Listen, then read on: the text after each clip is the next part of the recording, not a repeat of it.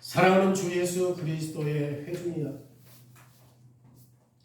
오늘은 돈에 굶주린 고집센 점쟁이 발람이 하나님의 백성을 왜 저주할 수 없는지에 대해서 살펴보겠습니다. 먼저 역사적인 배경을 간단하게 말씀드리면, 이스라엘이 애굽에서 나온 뒤에 지금 광야 40년의 유랑 생활을 거의 끝낼 시점의 배경입니다. 그러니까 거의 40년 동안의 광야 생활이 끝날 시점의 배경이에요. 하나님의 원래 계획은 지금 이스라엘 백성들이 신속하게 시내 반도 남쪽에 있는 시내산에서 약속의 땅 가나안 땅으로 들어가는 것이 하나님의 원래 계획이에요.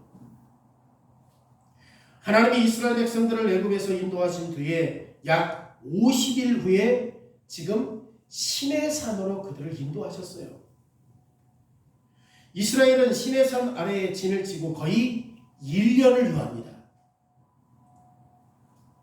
그리고 시내산에서 하나님은 이스라엘 백성들에게 율법을 주셨고, 그리고 이스라엘 백성들에게 성막을 만들 수 있는 그 모든 설계도를 주셨습니다.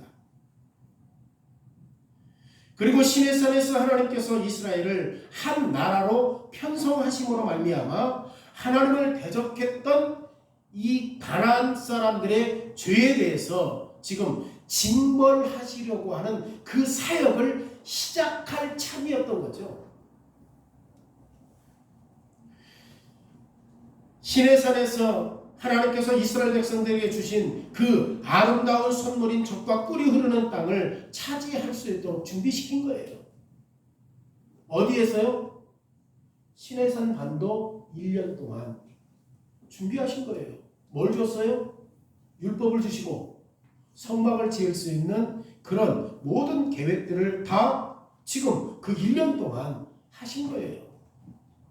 그리고 이제 곧바로 어디로 들어가요? 하나님의 약속을, 하나님을 신뢰하지 않고 하나님을 인정하지 않고 그들에게 벌하시기 위해서 지금 이스라엘 백성들을 준비시킨 거죠. 누구를? 가나안 족속들을 준비하기 위해서. 자, 이렇게 이스라엘 백성들이 준비되었을 때 하나님은 이스라엘을 가나안 땅 남쪽에 있는 가데스 바네아로 인도해요. 그리고 모세는 정탐꾼 12명을 보내서 가나안 땅을 정탐하도록 하셨습니다. 이 정탐꾼들은 40일 동안 가나안 땅을 정탐했어요. 그리고 40일 후에 이 정탐꾼들은 다시 돌아와서 많은 정보들을 가지고 모세에게 보고합니다. 그런데 지금 정탐꾼들 가운데에 10명의 정탐꾼들은 모세에게 와서 어떻게 보고합니까? 가나안 민족들은 크고 장대해서 우리가 그들과 싸워서는 이길 수 없다. 그런데 2명, 여호수아와 갈렙은 하나님이 우리와 함께 계시기 때문에 저들은 우리의 밥이다, 문제될 것이 없다 라고 보고해요. 그런데 백성들은 누구의 말에 따릅니까? 10명의 더 많은 숫자의 그 말을 따름으로 말미암아 지금 그들이 지금 어떻게 합니까? 어떻게 해요? 이스라엘 백성들이 불평하면서 모세와 하나님을 대적하는 불평이에요. 지금 누가 지금 대적해요? 이스라엘 백성들이 대적을 해요. 지금 종살했던 애굽에서 그들을 인도했고 50일 동안 지금 나와서 가나안 땅 지금 가데스 바네아까지 인도해가지고, 그리고 그 이전에 1년 동안 어디에서 머물렀어요? 시내산에서 머물면서 너희들이 하나님의 백성의 정체성을 뭘로 가지고 살 것인가? 율법을 가지고 살아야 한다. 그리고 하나님을 어떻게 섬겨야 할 것인가? 성막에서 지금 그런 일들을 다 주셨음에도 불구하고 갑자기 그들이 뭐예요? 원망과 불평하기 시작합니다. 이스라엘 백성들이 반역했기 때문에. 그래서 하나님은 하나님을 대적했던 벌로 이스라엘 백성들이 광야 40년 동안 유리하게 하신 거죠.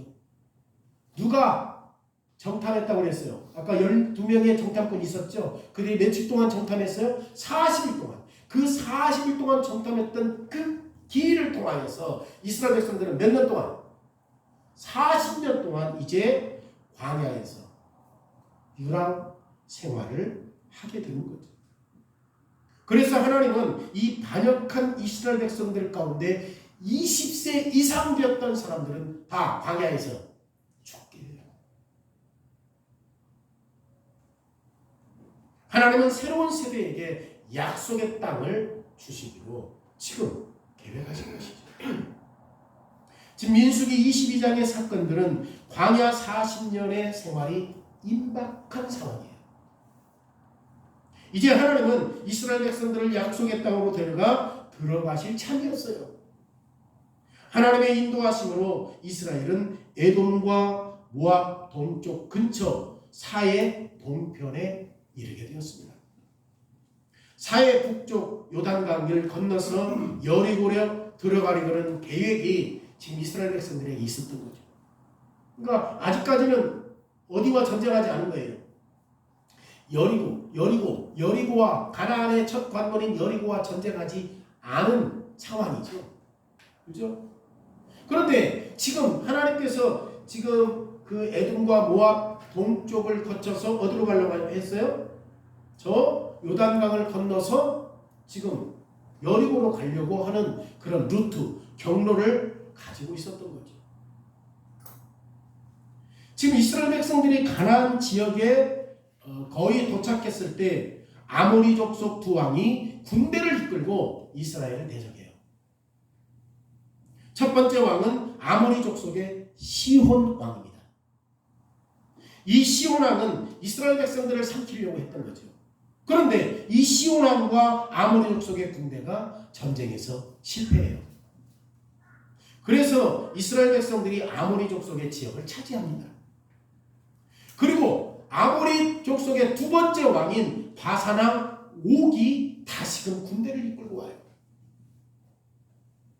그래서 그들은 이제 이스라엘 백성들을 다시 광야로 돌려보내려고 했던 거예요. 그래서 이 바산왕 옥은 시온과 마찬가지로 성공할 수 없었어요. 실패해요. 그래서 이스라엘 백성들은 이 옥의 군대가 완전히 진멸되었기 때문에 나름대로 지금 어디를 차지했어요? 에돔과 모압 땅을 차지해요. 이스라엘 백성들이 이 모압 평지에 지금 어떻게 하고 있습니까? 오늘 본문에 보면 진을 친 거죠. 그 전쟁에서 이긴 거예요. 요단강을 따라서 모압 땅 북쪽 여리고 바로 건너편에 진을 친 거예요. 그때 모압 왕이 누굽니까? 발락이죠. 발락. 이 발락은 이스라엘이 아모리 족속에 했던 것들을 눈으로 직접 본 거야. 그리고 들은 거야. 발락은 매우 놀라서 얼굴이 창백해질 수밖에 없는 거죠. 왜 그래요? 공포에 떨고 있는 거예요. 왜 그래요? 양을 치던 자들인데, 전쟁의 경험이 없는 자들인데, 그러잖아요. 그런데 그들이 광야로 나와서 이 강한 아모리 족속의 두 왕 시온과 지금 바산왕 옥을 지금 차례로 격파시켰다는 거잖아요. 이들은 나름대로 강했는데.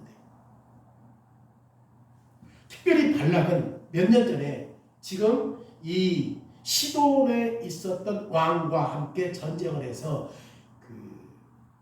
모압의 평지를 일부를 빼앗겨요. 아모리 족속에게 빼앗겼어요. 그런데 자기가 전쟁했던 아모리 족속을 지금 누가 이긴 거야? 이스라엘이 이겨버렸네.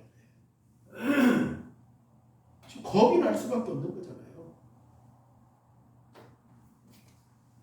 지금 요단강 가까운 여리고 맞은편 지역에 이스라엘 백성들이 침입한 거죠. 만약 아모리 족속이 모압을 패배시켰고 이스라엘이 아모리 족속을 패배시켰다고 한다면 이 말은 이스라엘보다 누가 더 강해? 그렇지. 모압보다 더 강해. 아모리는 졌어. 그렇지? 근데 과거에 이 발락이 누구에게 졌다고?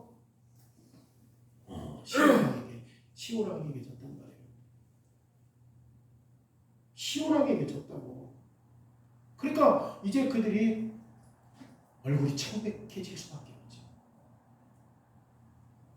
그러기에 모압은 이스라엘 백성들에게 두려워할 수밖에 없었던 것이다. 그래서 모압은 자신의 옛 영토인 북쪽에 진을 치고 있는 이스라엘 백성들을 향해서 두려워 떨고 있었던 것입니다.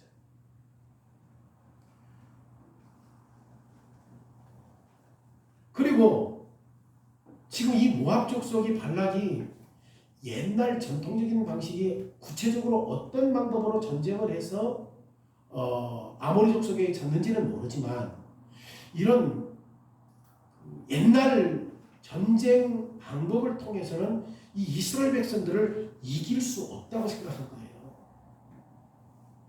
그리고 그들은 뭐가 많아? 이스라엘 백성들은 뭐가 많아? 수가 많아. 그렇기 때문에 지금 발락은 어떤 전쟁을 승리하기 위해서는 어떤 추가 지원이 필요하다고 생각한 거죠. 그래서 먼저 발락은 이웃나라 미디안 족속에게 도움을 요청해요. 발락은 만일 이 미디안 족속이 도움을 주지 않는다면 뭐라고 말하지?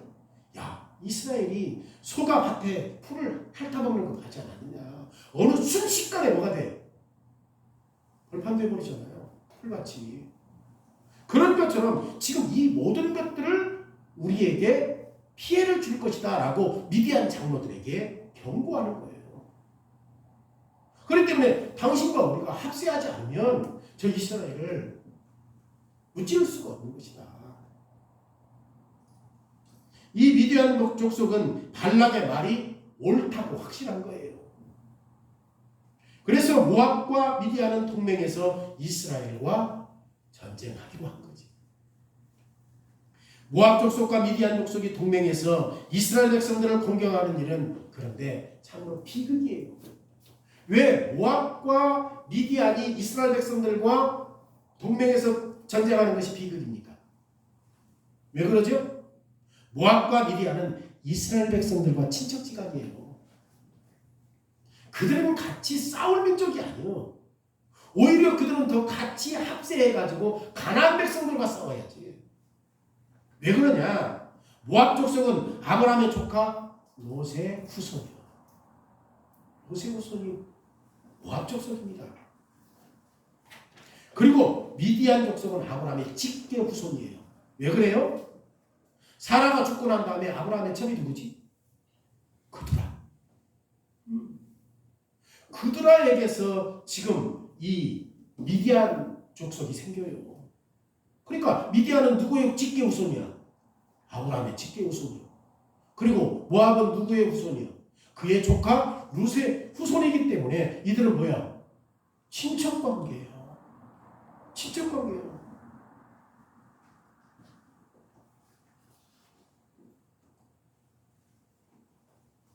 그리고 하나님은 이 모압과 미디안을 강제로 몰아내지 말라고 이미 앞에서도 경고해요. 왜? 그들은 어떤 민족이니까? 친척이니까 하나님께서 이 모압과 미디안에게도 강제로 그들을 몰아내지 말라. 그렇게 나와요. 아까도 말했지만 오히려 이 모압과 미디안은 지금 이스라엘과 합세해서 누구를 무찔러야 돼요? 가나안을 무찔러야지. 그런데 모압과 미디안은 동맹해서 이스라엘과 전쟁에서 승리할 것이라고 확신하지 못했어요. 그럼에도 불구하고 모압과 미디안은 동맹하여 이스라엘과 대적해요.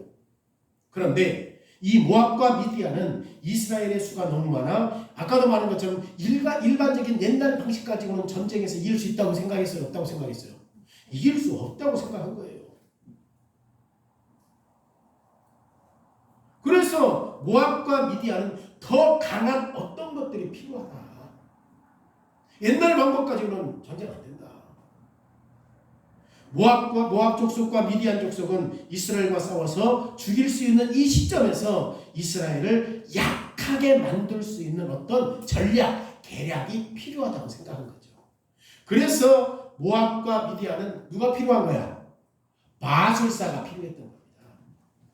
마술사가 필요한 거예요. 지금 마술을 이용해서 지금 그 전쟁을 어떻게 하려고? 이기게 하기 위해서 누구를 초청해요? 발람. 발락은 모압 족속의 왕이에요. 발람, 발락 좀 헷갈리니까. 발락. 이게 왕이에요, 왕. 발람은 누구예요? 점쟁이에요, 이방에. 점쟁이라니까 이거 마술사. 발람이 어디 사람인가는 정확하게 나오지 않지만 그럼에도 불구하고 그가 현재 어디에 있냐면 유프라데스 강 북쪽에 살던 이방인의 점쟁이에요. 발락 왕은 이 모압 족속과 미디안 족속의 장로 대표단을 꾸려서 누구에게 보내? 마술사 발람에게 파송해서 누구를 데려와라? 발람을 데려와서 저 이스라엘 백성들을 저주하게 좀 해달라. 저주하게 해달라. 그러니까 발람이 저주를 방편으로 이스라엘 백성들을 약화시킬 때 우리가 그들을 무찌려서 전쟁을 승리할 수 있게끔 하겠다는 전략을 짠 거죠. 그런데 고대 근동에는 전쟁을 하는 데 있어서 두 가지 방법이 있었어요. 옛날 전쟁에는. 첫째 전쟁은 뭐냐? 무기로 전쟁을 이길 수 있는 방법이 하나 있고, 두 번째는 이렇게 마술사의 주문으로 전쟁을 이길 수 있다고 생각했던 거예요. 가능하다면 전쟁을 이기려면 뭐가 있어야 돼? 두 가지 다 있으면 좋지. 마술사도 있고 어떤 무력으로 전쟁을 해서 이길 수 있는 최고의 방법이라고 당시 고대 근동에서는 이렇게 생각했단 말이에요. 지금 마술사 발람은 우리가 추측해 볼 때 지금 뭐예요? 마술사니까 어떤 식으로 전략을 짤 거라고 생각합니까? 동물의 간을 통하여서 점을 치거나, 아니면 물에다가 기름을 둥둥 띄워서 점을 치거나, 아니면 하늘의 별을 보고 점을 치거나, 아니면 구름의 모양을 통해서 점을 치거나 했을 것이다. 추측할 때.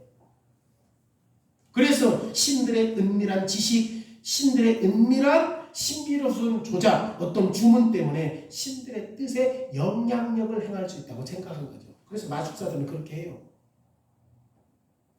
신에게 압력을 행사하여서 특별한 일을 못하게 하든지, 아니면 특별한 일을 하게 함으로 말미암아 그 일들로 인해서 영향력을 끼치든지, 그렇게 할 수 있다고 누가 생각한 거야? 마술사들이 생각했다니까. 그러니까 이런 신들이 선한 일을 하든 나쁜 일을 하든 지금 얼마든지 마술사들은 신을 조정할 수 있어, 없어? 있어. 지금 이런 점쟁이들은 추측할 때 뭐예요? 더 높은 능력으로 영감을 얻어.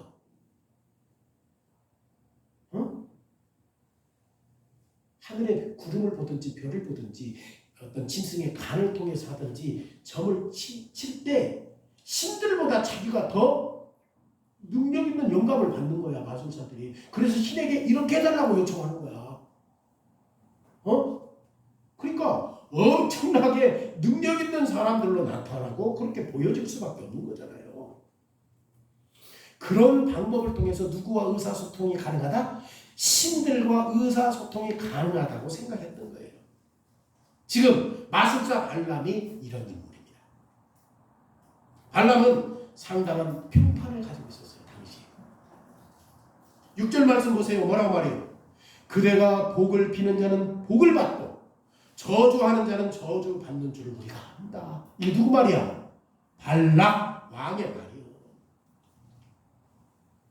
발락은 마치 발람이 모압 족속에게 복을 내리고 저주를 낼 수 있는 권능 있는 자처럼 생각하고 있는 거죠. 그죠? 하나님이 아브라함에게 뭐라고 했어요? 창세기에서 내가 너로 큰 나라를 만들어 복을 줄 것이다라고 이미 이스라엘 백성들에게 말했거든요. 이미 아브라함에게 말했거든요. 신명기 16장 26절에 모세는 이스라엘 백성들에게 내가 오늘날 복과 저주를 너희 앞에 두나니 27절에 하나님 여호와의 명령을 들으면 복이 될 것이요 28절에 너희가 하나님의 여호와의 명령을 듣지 않으면 본래 알지 못하던 다른 신들을 따라서 저주를 받을 것이다. 하나님께서 그들에게 축복하고 저주하신 분이잖아요. 근데 어떻게 할 때 축복하고 어떻게 할 때 저주해요? 하나님의 말씀에 순종할 때 복을 받고 하나님의 말씀에 불순종하면 저주할 것이라고 분명히 말해요. 그래서 시편 37편 22절에도 주의 복을 받는 자들은 땅을 차지하고 주의 저주를 받는 자들은 끊어질 것이다. 누가 땅을 차지해? 주님의 복을 받는 자. 지금 복을 내리고 저주를 내릴 권세를 가지고 수 있는 분은 누구밖에 없어요? 하나님밖에 없죠. 그런데 발락은 복을 주고 저주를 할 수 있는 권세와 능력을 가지고 있는 것처럼 행동해요. 복과 저주를 발람이 내릴 수 있는 것처럼 행동해요. 그리고 발락 왕은 이 마술사 점쟁이 발람의 말을 믿었습니다. 물론 대가 없이 그런 일들은 안 하지. 점쟁이들이. 그러잖아요. 그리고 이 발락은 발람에게 뭘 줬어요? 여기서 보니까 복채를 줬어. 복채는 항상 뭐예요? 현찰. 항상 현찰. 응? 그래서 지금 이 발람은 그런 일들을 할 수 있는 존재로 더 뻔뻔스럽게 드러내고 있는 거예요. 설령 모압에서 지금 유브라데스까지가 거리가 상당히 멀다 할지라도 이 파견단들은 어떻게 하는 거죠? 발람이 즉각 와주기를 원하고 있는 거죠. 왜? 발락 왕이 요구하고 있으니까 가서 데리고 와라. 그래서 저 이스라엘 백성들을 저주하더라. 그런데 발람이 보십시오. 파견단들에게 뭐라고 얘기합니까? 오늘 밤 여기에 머물라. 아침에 발람은 뭐라고 얘기해요? 여호와가 지난밤 동안에 자기가 받았던 답을 파견단들에게 알려주겠다고 말해요. 그런데 발람은 하나님을 뭐라고 불러요? 이게 중요해요. 발람은 하나님을 뭐라고 불러? 여호와. 성경의 대문자는 뭐야? 항상 대문자는 YHWH 여호와. 로드. 대문자는 항상 뭐예요? 하나님이 자기 백성들에게 언약을 드러내시는 신실하신 하나님을 나타날 때 대문자 써요. 근데 지금 누가 이렇게 불러? 점쟁이 발람이. 그는 하나님 믿는 사람 아니요. 근데 여호와 대문자 언약에 신실하신 하나님의 이름을 지금 사용하고 있다니까? 하나님의 언약적인 이름이 여호와예요. 여호와라는 이름은 나는 스스로 있는 자다. I am who I am. 여호와라는 이름은 언약 백성들에 대한 하나님의 영원하시고 신실하신 이름을 강조하는 이름이에요. 여호와 하나님은 언약 백성들을 위해서 이제도 계시고 전에도 계시고 앞으로도 항상 계실 분이요. 지금 발람이 뻔뻔스럽게 자기 이름으로 하나님의 이름을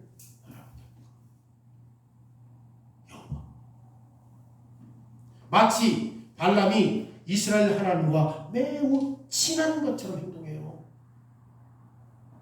발람은 모압 족속에게 강한 인상을 주려고 한 거지. 내가 누구와 친하다?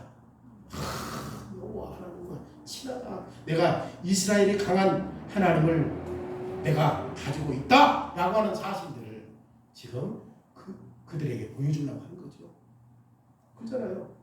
근데 그때 당시에 고대 근동에 하나님을 그들이 제대로 인식하지 못했지만 그때 고대 근동 그때 당시에 하나님을 두려워하는 사람들이 많았어요.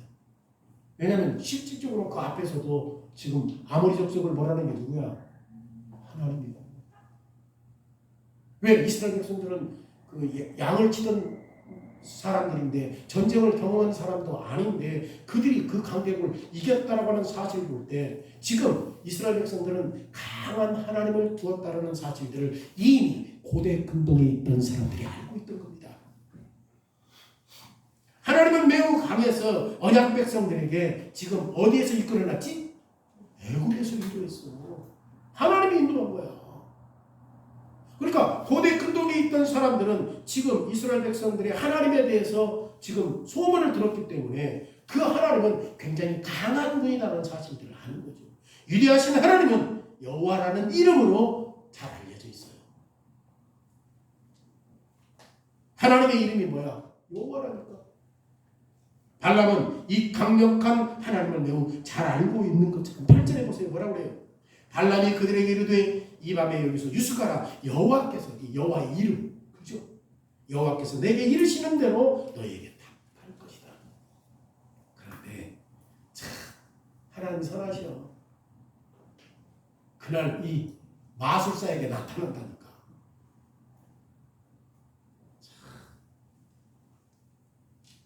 그런데 이 민수기를 기록했던 저자가 누구죠? 모세. 모세가 하나님을 어떻게 불러봐? 여기서는 여호와를 그냥 하나님으로 불러요. 모세는 여호와라고 안 해. 하나님이라고 부른다니까. 9절과 10절 말씀 보세요. 하나님이 발람에게 임하여 말씀하시되 성경에 의해 감동을 받은 성령에 의해 감동을 받은 모세는 지금 하나님은 이방 점쟁이 발람에게 임했다라고 말하지 않아. 모세는 하나님이 발람에게 어떻게 나타났는지 모세할 때 지금 하나님의 성 여호와라는 단어를 써요, 안 써요? 안 써. 모세는 여호와를 하나님이라고 불렀다니까. 하늘과 땅을 지으신 주제자, 통치자 하나님이라고 말해요. 하나님이 그날 밤 발람에게 오셔서 그 밤에 발람과 함께 유숙하는 자들이 누군지 질문해요. 너와 함께하는 자들이 누구냐? 발람에게. 너와 함께하는 자가 누구냐? 그래서 발람이 하나님께 말해요. 뭐라고 말해요? 지금 하나님이 몰라서 물어보는 게 아니죠. 그죠? 하나님은 발람에게 발락이 어떤 의도를 가지고 있는지, 발람이 생각하고 있는 것이 뭔지 정확하게 지금 하나님께 말하기를 원했던 거죠. 발람이 하나님께 말했습니다. 뭐라고 해요? 모압 왕 발락이 발람에게 와서 이스라엘을 저주하여 이스라엘과 싸워서 몰아낼 수 있도록 해달라는 이 전가를 가진 파견단을 나에게 보냈다라고 그대로 말해요. 하나님께 말해. 너와 유숙하는 자가 누구냐? 그러니까 발락 왕이 이스라엘 백성들을 나에게 저주해달라고 지금 파견단을 보내서 그들이 왔다. 그대로 하나님께 말해요. 지금 하나님은 발람이 발락에게 지금 뭐라고 말하죠? 하나님은 발락에게 가지 말라라고 명령해요. 10절의 말씀 보세요. 하나님이 발락에게 이르시되 너는 그들과 함께 가지도 말고 그 백성을 저주하지도 말라. 그 백성이 누구야? 이스라엘 백성들을 저주하지 말라. 그들은 이미 뭐야? 복을 받은 존재야. 이스라엘 백성들은 복 받았어요. 이스라엘 백성들은 여호와 하나님의 백성이에요. 하나님의 풍성한 언약적인 복이 이스라엘에 위에 있는 거죠. 이스라엘은 하나님의 눈동자였습니다. 야곱은 하나님의 자녀였습니다. 하나님이 창세기 10장에서 처음으로 아브라함에게 주신 복이 뭐예요? 지금 미디안 위에 임한 거야. 창세기 12장에서 하나님께서 이렇게 말하잖아요. 내가 너로 큰 민족을 이루고 너로 복을 주어 네 이름을 창대하게 하리니 너는 복이 될지라. 너를 축복하는 자에게는 내가 복을 내리고 너를 저주하는 자에게는 내가 저주하리니 땅의 모든 족속이 너로 말미암아 복을 받을 것이다. 하나님께서 이미 이스라엘 백성들을 어떻게 했어요? 축복했죠. 그러면서 너를 축복하는 자는 축복할 것이고 너를 저주하는 자는 내가 저주할 것이다. 그렇잖아요. 그러니까 하나님께서 축복했던 이스라엘 백성들을 점쟁이가 저주해도 어떻게 돼? 그 저주받지. 하나님은 아무런 대가 없이 감당하지 못할 은혜로 말미암아 지금 죄인들에게 오셔서 복을 주신 거예요. 여러분, 이스라엘 백성들이 뭔가 그 안에 특별한 게 있어서 하나님께서 그들을 선택했습니까? 아니면 그들의 삶이 앞으로 가능성이 있기 때문에 그들을 선택했습니까? 전혀 아니에요. 하나님께서 그들에게 오셔서 복 준 거예요. 은혜예요. 은혜예요, 은혜. 하나님께서 선택한 그 백성들에게 그 안에 뭔가 가능성이 있고 그들이 뭔가 조금 했기 때문에 그들에게 은혜를 베풀어 주신 게 아니에요. 하나님께서 그들을 선택해서 은혜로 복 주신 거예요. 하나님이 이스라엘 백성들에게 복을 분명히 주었습니다. 아무도 저주를 내리지 않는 것이 좋지. 왜냐? 하나님이 자기 백성들을 저주하는 사람을 어떻게 하겠다? 저주하겠다고 말했습니까? 자, 그날 아침에 이 발람은 모압 족속과 미디안 귀족들에게 하나님이 발람에게 말씀하신 것을 절반만 전달해요. 이 발람이. 지금 우리는 이 발람의 그 속마음 그림을 알 수 있어. 보세요. 지금 발람이 파견단을 모압으로 다시 보내면서 뭐라고 해요? 여호와 하나님께서 자신들과 그들과 함께 가는 것을 허락했다, 허락하지 않았다. 실질적으로 하나님이 가지 말라고 했지. 그리고 누구를 저주하지 말라고 했어? 이스라엘 백성들을 저주하지 말라고 했지. 그러죠? 근데 여기서도 다시 지금 발람은 하나님의 성, 원래 성이 뭐예요? 이름이 뭐야? 여호와라는 그 이름을 사용한다니까. 지금 발람은 파견단에게 자신이 여호와 하나님과 매우 친밀한 사이라는 사실들을 지금 갖게 하려고 하는 거지. 그렇죠? 그리고 발람은 파견단들에게 여호와 하나님이 자신들에게 주셨던 두 번째 부분, 하나님이 그들에게 주셨던 두 번째 부분이 뭐야? 모압과 미디안 족속에게 지금 알려줬어, 안 알려줬어? 자, 첫 번째 하나님이 그들과 가라 하지 말라. 두 번째 부분이 뭐예요?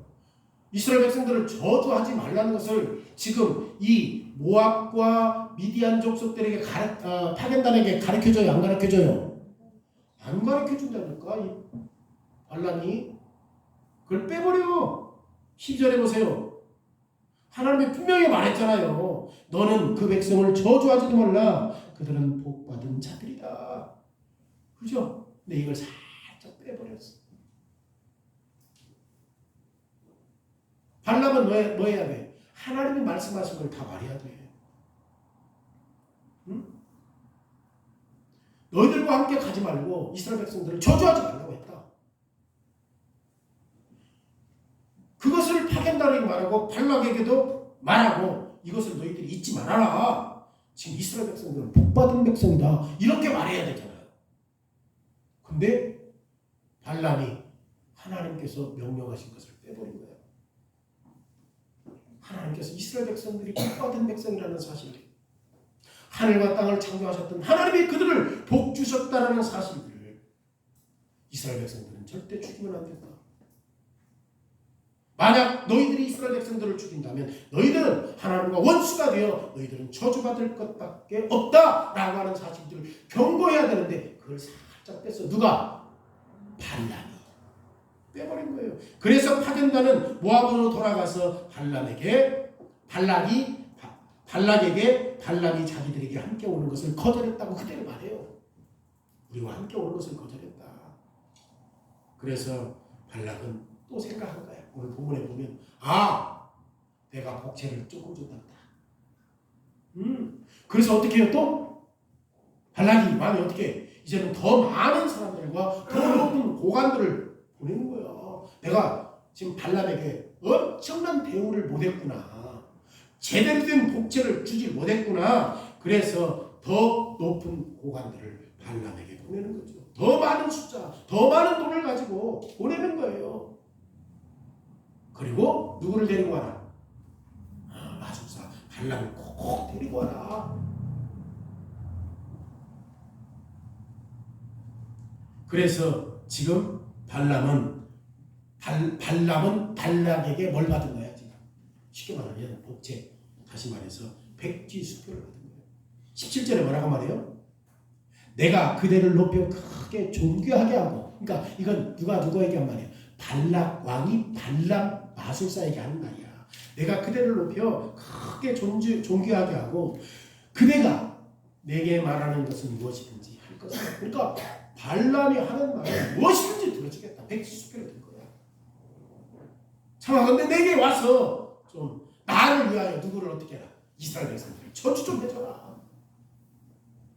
지금 이것이 두 번째 파견단에게 지금 보냈던 내용입니다. 참으로 매력적이지. 뭐가? 어떤 면에서는 지금 발람이 발락의 유혹을 물리칠 것 같아. 어떤 면에서 보면. 그런데 사실은 이것은 발람이 발락을 가지고 오는 겁니다. 18절과 19절 말씀 보세요. 발람이 발락의 신하들에게 대답하여 이르되 발락이 그 집에 가득한 음을 내게 줄지라도. 지금 뭐라고 해 발락이?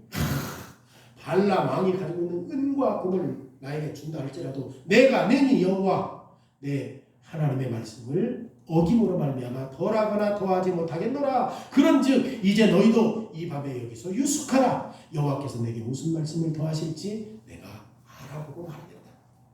자, 두 번째 방문단에 왔을 때 또다시 유숙하다는 거죠. 그리고 하나님께 여호와 하나님께 내가 대답을 듣고 너희들에게 말해 주겠다. 여기서 잘 보십시오. 발락이 지금 발람이 지금 발락의 왕 근거에 있는 은금에 대해서 말하잖아요. 다시 말해서 발락은 어디에 관심 있어?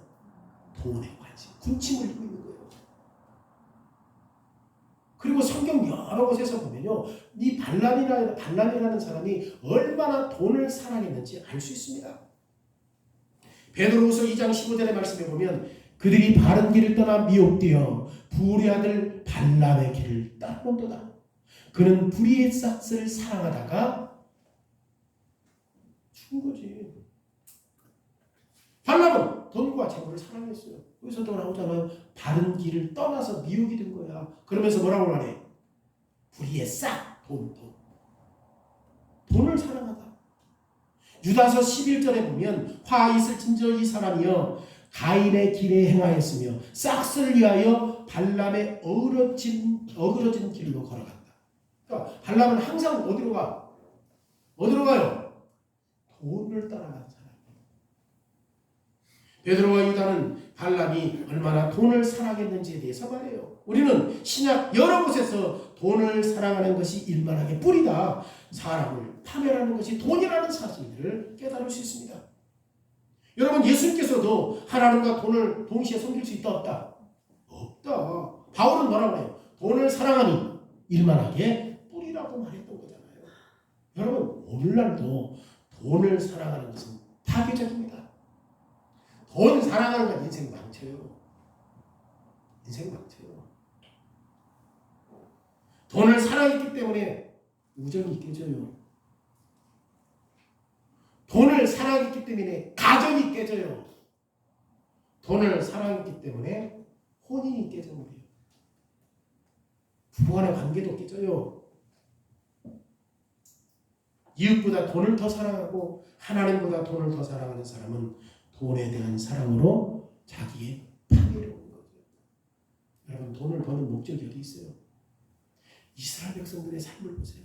그들은 돈을 예배를 위한 목적을 위해서 써요. 그들은 10분의 1을 누구를 위해서 줘? 성전세를 내고 10분의 1을 또 누구를 줘? 제사장을 줘. 그리고 0.3%는 누구를 줘? 가난한 사람을 줘요. 20분의 3이요. 그런데 나머지 돈을 어떻게 사용해? 그들은 3대 절기가 있어. 그 절기를 갈 때마다 2주일이에요. 2주일. 거기에서 먹거든. 기아스포라 유대인들이 하나님께 예배하기 위해서 어디로 가? 예루살렘 성전으로 가. 여러분, 그들이 돈 버는 목적이 어디 있어? 예배하는 일에 있었어요. 예배하는 일에 있었어요. 이번에 대웅교육교회 참 돈이 많이 들어갔어요. 많이 들어갔어요. 옛날보다 환경이 훨씬 더 좋아. 돈이 많이 들어갔어. 뭐 하는 일에? 사람의 영혼을 살리고 그 일들로 인해서 예배하는 일에 목적을 두기 위해서 그 돈을 사용하는 겁니다. 돈을 사용하는 거예요. 헌금 많이 하면 축복받는 게 아니라 그 물질에 대한 본질이 뭐에 있는가를 분명히 알아야지. 알아야지. 헌금 많이 하면 축복받는 것만 절대 그러지 않아. 목적이 어디에 있어? 진짜 예배에 있어. 구속에 대한 은혜로 말미암아 하나님을 예배하는 것에 그 목적이 있는 거죠. 우리는 돈을 사랑함이라고 부르는 치명적인 암에 면역이 되지 않았어요. 돈에 다 암 걸려버려. 면역이 없어요. 우리는. 근데 스스로는 나는 돈에 면역이 생겼다고 생각할지 몰라. 꼼짝 말아요. 그 사람들. 우리는 많은 돈을 가지려고 해서는 안 되는 거죠. 돈을 많이 가지려고 한다면 돈을 사랑하는 죄를 짓게 돼요. 여러분, 부자든 가난한 자든 돈을 사랑하는 것은 치명적인 함정에 빠질 수 있습니다. 여러분, 부자가 나 이 정도면 됐다라고 하는 사람 없어요. 없어요. 하나님 나라에는 돈을 사랑하는 사람들, 돈을 섬기는 사람들이 있을 자리 없습니다. 교회적 삶을 사세요. 교회적 삶을 사세요. 돈을 사랑하는 사람은 자신의 신뢰를 하나님께 두지 않기 때문에 돈에 노예가 될 수밖에 없어요. 돈을 사랑하는 사람은 예수 그리스도보다 돈에서 자기의 위로를 찾으려고 해요. 말로는 예수님이 우리에게 위로라고 했지만 실질적으로 그 사람은 돈이 없어서 벌벌벌 떨어요. 말로는 그리스도인들이 예수님이 우리의 위로라고 하지만 돈 없으면 벌벌벌 떨어. 발람은 하나님을 여호와 하나님이라고 불렀어요. 여호와.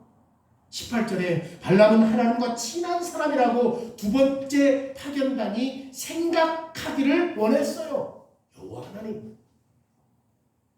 그는 언약에 신실하시고 그 약속을 지키신 하나님.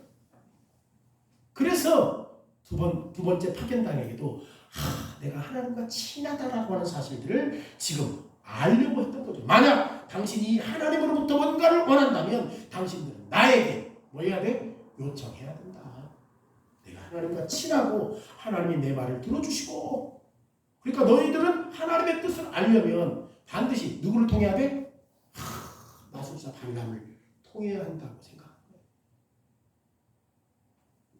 여호와 하나님과 접촉하려는 사람은 발람을 통해서 하나님의 뜻을 알 수 있다. 그리고 발람은 두 번째 파견단에게 그날 자기와 함께 여전히 유숙하라고 말하잖아요. 아침에 발람은 파견단에게 여호와께서 발람에게 말씀하신 내용을 그대로 가르쳐줘요. 발람이 뭐라고 합니까? 여기서 판돈을 올려. 두 번째 파견단에게. 발람은 발락이 주는 돈 백지 수표를 원해. 발람은 돈을 매우 사랑하고 탐낸 사람이에요. 기꺼이 하나님을 시험하고 있잖아. 기꺼이. 발람은 아침에 하나님의 메시지를 알려줄 것이니 오늘 밤 여기서 유숙하라고 말하므로 하나님 시험하고 있잖아. 발람은 즉각 두 번째 파견단을 보내야지. 거기 유숙시키면 돼? 안 돼요? 안 돼요. 보내야 돼 그냥. 근데 거기서 자게 만들었어. 발람은 하나님이 이미 나에게 너희와 함께 가서 이스라엘을 저주하지 말라고 했다. 그렇게 말해야 되지. 하나님께서 그렇게 말했으니까. 그러잖아요. 나는 못 간다. 그리고 이스라엘 백성들은 절대 저주하면 안 된다. 이렇게 말해요. 두 번째 방문단이 왔어도. 파견단이 왔어도.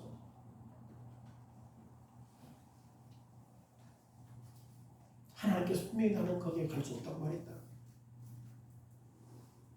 그렇죠? 그런데 발람은 두 번째 파견단을 어떻게 아주 환대해. 그리고 아주 대담하고 뻔뻔한 철면피처럼 행동하는 19절에 말하고 그래요. 여호와께서 내게 무슨 말을 더하실지 알아보리라. 이미 말했잖아. 하나님 시험하고 있잖아. 이미 말했잖아. 너는 가지 말고 이스라엘 백성들 저주하지 말라고. 그런데 오늘도 여기서 유숙해라. 그래서 판돈을 올린다니까. 두 번째 파견단에게. 그래서 하나님의 뜻을 묻고 내가 내일 아침에 이야기하리라. 발람은 하나님을 시험해요. 하나님을 거역해요. 하나님의 뜻이 무엇인지 분명하게 알면서도 말하지 않아. 사람이 하나님을 시험하고 있다니까. 우리가 만약 어떤 형편과 어떤 상황에서 하나님의 뜻이 무엇인지 알면서도 모른 채 한다면 우리가 하나님을 시험하는 거예요.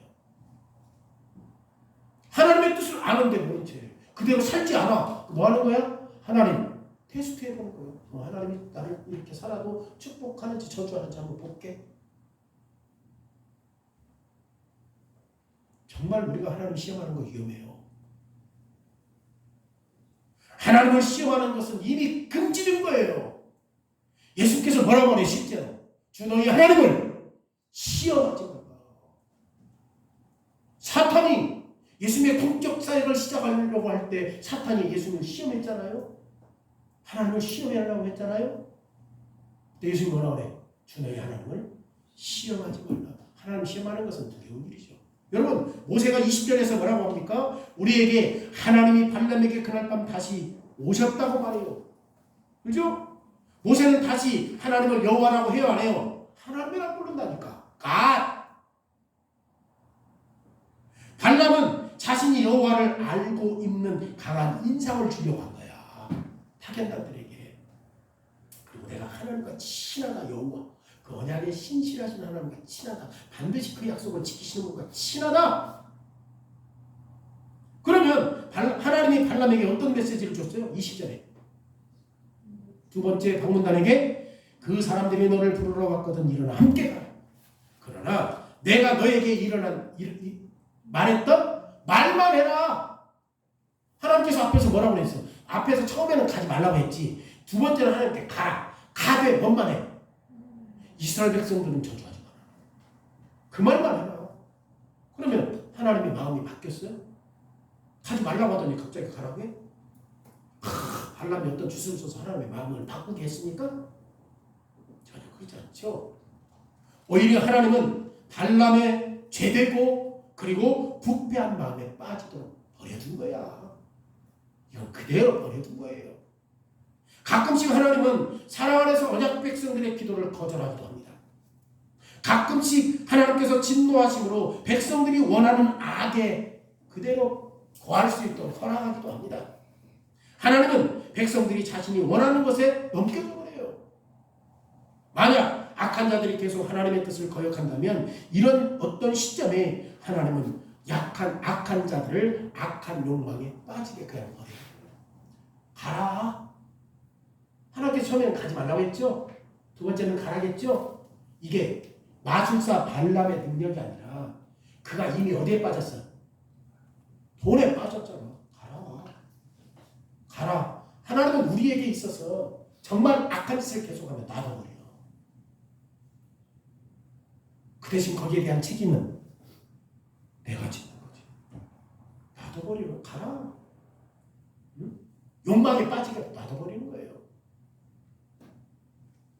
바울이 악한 자에 대해서 로마서 1장에서 이렇게 기록하잖아요. 만약 사람이 하나님에 대하여 죄를 짓고 있다면 하나님은 악한 자들을 죄에 넘겨주실 것이다.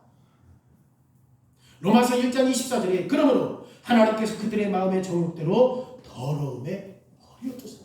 왜? 우리 안에 그런 일들로 인하여서 끊임없이 회개하고 돌이키기보다는 그렇게 이미 머물러 있기 때문에 버려두는 거예요. 여기에 우리 경고가 있죠. 발람이 했던 방법으로 죄를 짓지 말라고 경고하잖아요. 하나님이 가지 말라고 했는데 나는 이제 어디 가야 돼? 어디에 마음이 있으니까 발람 왕의 근고의 마음이 있습니까? 근고의 마음이 있습니까? 하나님이 뭐 한 거지? 마음이 바뀐 것은 발람의 마술과 주술의 영향력이 아니라 그냥 버려두신 거예요. 왜? 그의 마음에 뭐가 있어? 악한 마음이 그대로 있으니까. 그렇잖아요. 만약 우리가 하나님의 뜻이 무엇인지 알고 있는데 반대로 행동하고 우리가 원하는 대로 계속한다면 어느 날 하나님께서 가라. 네 마음대로 해. 버려두신 거죠. 이처럼 하나님은 돈에 굶주리고 고집센 발람에게 발람이 그 사람들과 함께 가게 하셨어요. 발람은 고관들과 함께 발람에게 같습니다. 그런데 하나님은 여전히 완벽하게 통치하시는 분이에요. 왜냐하면 하나님은 발람에게 그러나 뭐라고 말했지 아까? 내가 너에게 한 말만 해라. 했던 말만 해라. 여전히 통치권은 누구에게 있어? 하나님께 있어. 그런데 발람은 고집이 세요. 고집. 정말 이거 문제지. 고집 센 형제들 문제지. 문제입니다. 권면하면 들어야 돼요. 이제 교회가 제대로 가야 돼. 제대로 가야 돼. 자녀들도 마찬가지고 고집으로 사는 게 아니에요. 인생은. 옳고 그름으로 사는 거예요. 지금 어쨌든 간에 발람은 어떤 생각한 거예요? 자기가 높은 위치에 있다고 생각하는 거죠. 발람은 기발한 계획을 사용하여서 백지수표를 자기가 가지도록 꾸미고 있는 거잖아요. 발람은 자신이 하나님의 통치에 있다고 생각한 거예요. 왜? 어디로 왔어 지금? 발락에게 온 거야. 그러면 그가 어떤 말을 하든지 다 들어주겠다고 했어요? 안 했어요? 했어. 응? 이 말은 뭐야? 내가 통치권을 가지고 있다. 발람이 내가 통치권을 가지고 있다라고 착각하는 거다. 그러면 발람이 하나님의 마지막 말씀을 들었어요? 안 들었어요? 내가 너에게 이런 말만 해라. 이 말씀을 몰라요 지금? 실제로 발람이 하나님의 가죽군에 매여 있다는 걸 몰라요? 하나님이 자기 백성들에게 복을 주시려고 사용하신다는 것을 발람이 몰라요? 저주하지 말라고 했잖아요. 이스라엘 백성. 이미 그는 복을 받은 족속이다. 저주하면 반드시 그를 저주할 것이다. 알고 있잖아요. 하나님은 대주제자야. 항상 만물을 통치하시는 분이고 하나님은 상자 안에 갇혀있는 분이 아니에요. 누구도 하나님을 가둘 수 없습니다. 우리도 하나님을 상자 안에 가둘 수 없습니다. 이것 명심하십시오. 사람의 죄된 본성이 우리 이론어를 알아. 내가 악한 일을 했어? 해도 하나님 지금 당장 불안하네. 그러니까 그렇게 살아가는 거지. 그렇게 살아가는 거지. 하나님의 주권, 하나님의 통치는 교회의 불구대천 원수인 사탄도 어떻게 보내요? 하나님의 뜻은. 오늘날 예수 그리스도의 교회는 하나님의 복을 받은 백성들입니다. 여러분 죄에서 구원받았잖아요. 이거 인정해야 돼요. 누가 우리를 저주해? 저주 못해요. 하나님의 복을 받은 것처럼 살아라고 말이에요. 복받은 백성이라는 신분을 즐기라고 말이에요. 사람들이 저주할 수 있습니까? 없습니까? 없습니다. 원수는 하나님의 가죽군에 지금 묶여 있어요? 안 묶여 있어요? 누구의 통치 아래 있어요? 하나님의 통치 아래 있는 거지. 그런데 지금 발람은 뭐 한 거지? 자기가 통치권을 가지고 있다고 생각합니다. 아, 하나님 나를 보냈다. 그게 통치권이 나에게 있구나. 내가 얼마든지 백지수표인 발람의 근거를 털어올 수 있을 것이다. 착각했겠죠. 그죠? 그런데 실제 통치권은 누가 가지고 있습니까? 발람도 사탄도 누구의 끈에 묶여 있습니까? 그래서 오늘 설교 제목이 하나님의 노끈에 묶여 있는 거예요. 여러분 우리에게 일어나는 것은 우연히 있습니까? 없습니까? 없죠. 은혜로 오신 하나님 아버지께서 지휘 아래 존재함으로 하나님께서 일하시기 때문에 나타난다는 사실들을 아는 거죠. 그러면 오늘도 우리가 구원받은 당신의 백성들을 돌보셔야 안 돌보셔요? 하나님이 돌보신다는 사실들을 알면 우리가 누구의 뜻에 순종하고 살아야 돼요? 하나님의 뜻에 순종하는 삶을 살아야 되는 것이죠. 그렇잖아요. 우리가 벨기 신학 하이델베르그 신학공학에서 배웠던 것처럼 머리카락 하나라도 누구의 뜻이 없이는 참새 한 마리도 누구의 뜻이 없이는 땅에 떨어지지 않습니까? 하나님의 뜻이 없이는 하나님께서 늘 당신의 백성들을 눈동자처럼 복 주시기 위해서 보호하신다는 사실, 복받은 존재라는 사실들을 알고 그런 삶을 누리면서 살았으면 좋겠습니다. 이게 엄청난 기로죠. 이스라엘 백성들을 누가 저주해? 못해. 오히려 이스라엘 백성들을 저주하면 어떻게 돼? 누가 통치자니까? 여러분들 그런 삶을 누리고 사시라고. 하나님이 어떤 분이야? 세상의 모든 것들을 통치하신 분, 그분이 예수 그리스도 때문에 우리 아버지가 되신다고. 이런 것들을 누리면서 다른 짜잘거리한 것에 기죽지 말고, 심지어 발람도 사단도 누구의 끈에 묶여 있어요? 하나님의 통치권 안에 묶여 있어. 자기들 마음대로 못해. 우리를 구원하시고 우리에게 복을 주시는 하나님께 우리의 몸과 영혼을 드리십시오. 우리는 하나님의 복을 받은 자입니다. 하나님이 예수 그리스도 때문에 살아가는 백성이기 때문에, 하나님이 우리에게 복 주셨기 때문에 아무도 우리를 저주할 수 있다 없다? 없다. 사탄도 못해요. 이런 하나님을 신뢰하는 것이 우리의 위로라는 사실들을 지금 이스라엘 백성들에게 보여주신 것을 깨달을 수 있습니다. 시편 33편 3절입니다.